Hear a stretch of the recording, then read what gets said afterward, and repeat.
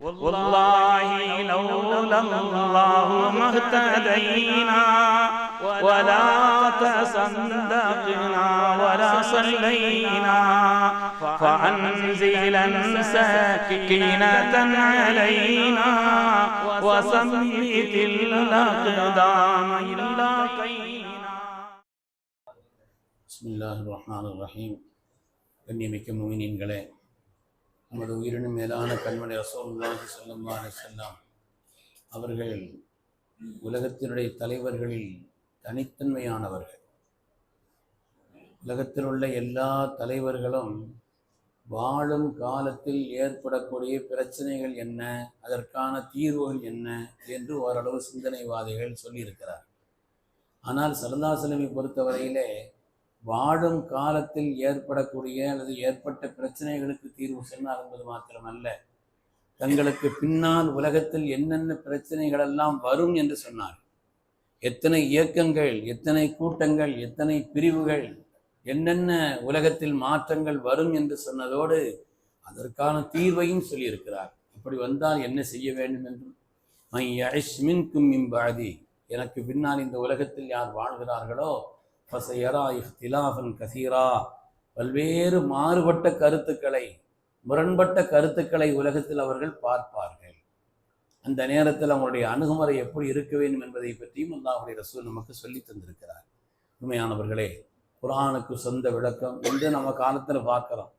குர்ஆனுக்கு சொந்த விளக்கங்கள், புத்திக்கு ஏற்றுக்கொண்டால் மாத்திரம் ஹதீஸுகளை அவர்கள் ஏற்றுக்கொள்வது, சஹாபாக்களை குறைத்து விமர்சனம் செய்வது, இமாம்களை ஏற்றுக்கொள்ளாமை என்று எத்தனை அம்சங்களிலே பழைய காலகட்டத்தில் என்ன அமைப்புகளெல்லாம் இருந்ததோ அது புது பேரால் இன்றைய காலகட்டத்தில் செய்கிறார்.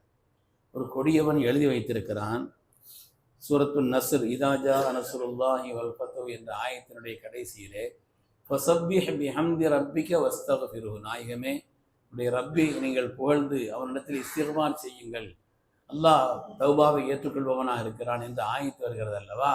இதற்கு அவர் விரிவுரை எழுதுகிறார். அவன் சொல்லும் பொழுது சொல்கிறான், இந்த உலகத்திலே 23 ஆண்டு காலம் நாயகமே நீங்கள் செய்த பணிகளில், உங்களுடைய கடமைகளை நிறைவேற்றுவதில் நடந்த தவறுகளுக்காக பாவ மன்னிப்பு கோருங்கள் என்றெல்லாம் நாயகத்தையே விமர்சிக்கக்கூடிய அளவிற்கு.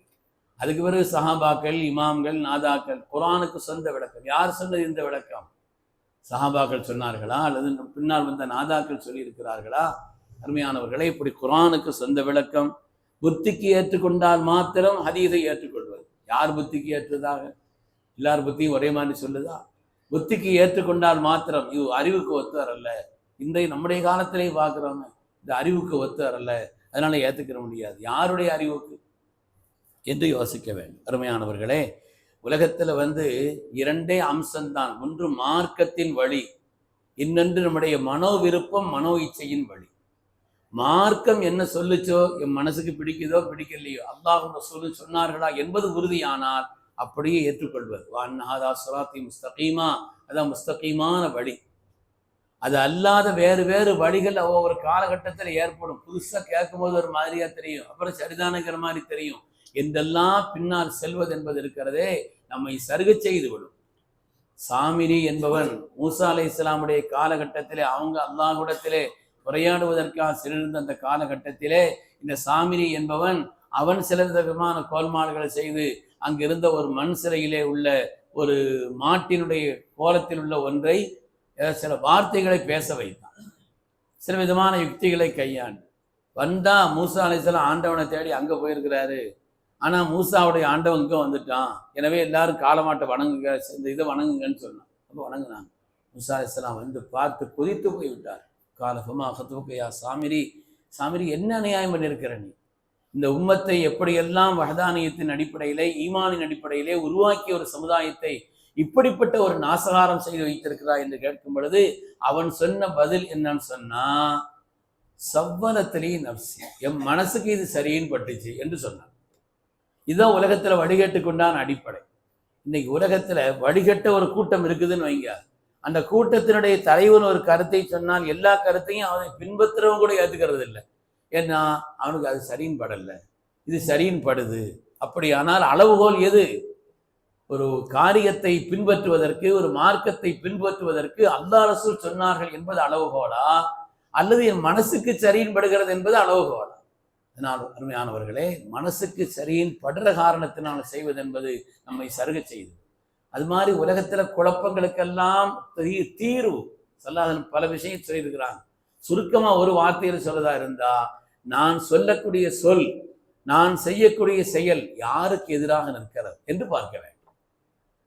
எதிராக நிற்பவர்கள் சாலிஹீன்களாக, நபிமார்களாக, அப்படிப்பட்ட ஒரு நிலையில் இருந்தால் அதற்கு எதிராக இன்னைக்கு அவர் சொல்றார், இவர் சொல்றாரு, நான் ஒரு கருத்தை கேட்பது எவ்வளவு பெரிய ஆபத்தானது. அதற்கு அறிவியல்தான் ஒரு காரியத்தை சொல்கிறார்கள், அவர்களுக்கு எதிராக ஒரு கூட்டம் லா ஹுக்ம இல்லா லில்லாஹ், சட்டம் போடுபவன் அல்லாஹ்தான் என்ற ஆயத்தை தூக்கி வச்சுட்டு அவங்களுக்கு எதிராக நின்றாங்க. யாருக்கு எதிராக நிற்கிறோம் யோசிக்க வேண்டாமா? சாமிரி என்பவன் யாருக்கு எதிராக நின்றான்? ஹாரூன் அலைஹிஸ்ஸலாமுக்கு எதிராக. அல்லாஹுவினால் இந்த உலகத்தில் அனுப்பப்பட்ட அதற்கு ஹாரூன் அலைஹிஸ்ஸலாமுக்கு எதிராக. உலகத்துல குழப்பங்களில் இருந்து தீர்வதற்கான, நீங்குவதற்கான ஒரு அளவுகோல் நமக்கு என்னன்னு சொன்னா, யாருக்கு எதிராக நாம் நிற்கிறோம், யாருடைய கருத்துக்கு எதிராக நான் கருத்து சொல்கிறேன், யாருடைய கருத்துக்கு மாற்றமாக நான் ஒரு செயலை செய்கிறேன் என்று பார்த்தோமானாலே குழப்பங்கள்ல பெரும்பாலும் தீருது. அதனால ஒவ்வொரு காலகட்டத்திலும் பல்வேறு விதமான குழப்பங்கள் ஏற்படத்தான் செய்யும். அது இந்த மார்க்கத்திற்கு அல்லாஹ் தஆலா வைத்த ஒரு சோதனை. அந்த குழப்பங்களில் இருந்து தெளிவு பெறுவதற்குண்டான வழிகளையும் மார்க்கம் நமக்கு சொல்லி தந்திருக்கிறது. அதை பின்பற்றினால் தேவையில்லாத அந்த குழப்பங்களிலே கொண்டு போய் ஒவ்வொரு காலகட்டத்திலும் ஏற்படக்கூடிய தேவையில்லாத அதிலே போய் நாம் ஆழ்ந்து விட மாட்டோம் என்பதை கவனத்தில் கொள்ள வேண்டும். அதனால்தான் அந்த குர்ஆன் ஷரீஃபிலே ஒவ்வொரு நாளும் பரதான தொழுகைகளின் வழியாக மாத்திரம் மனித வாழ்க்கையுடைய லட்சியமான ஹிதாயத்தை அல்லாஹ் கேட்க சொன்னான். யா அல்லாஹ் எங்களை ஹிதாயத்தில் அது இல்லைன்னு சொன்னா மிகப்பெரிய நஷ்டம். அல்லாஹ் சுப்ஹானஹு வ தஆலா வழிகட்ட எல்லா கூட்டங்கள், எல்லா இயக்கங்கள், வழிகட்ட கருத்துக்கள் அனைத்திலிருந்தும் அல்லாஹு தஆலா நம்மையும் நம் சந்ததிகளையும் பாதுகாத்தருள்வானா. அல்லாஹும் அவனுடைய ஒப்பற்ற ரசூலும் அதன் வழி நடந்த நன்மக்களும் எந்த பாதையில் நடந்து உலகத்தில் வெற்றி பெறுவார்களோ அந்த பாதையில், அந்த ராஜபாட்டையில் அல்லாஹு தஆலா நம்மையும் சந்ததிகளையும் அல்லாஹ் நடத்தாட்டி அருள்வானாக. ஆமீன் ஆமீன் யா ரப்பல் ஆலமீன். وآخر دعوانا الحمد لله رب العالمين. سبحان الله وبحمده سبحانك الله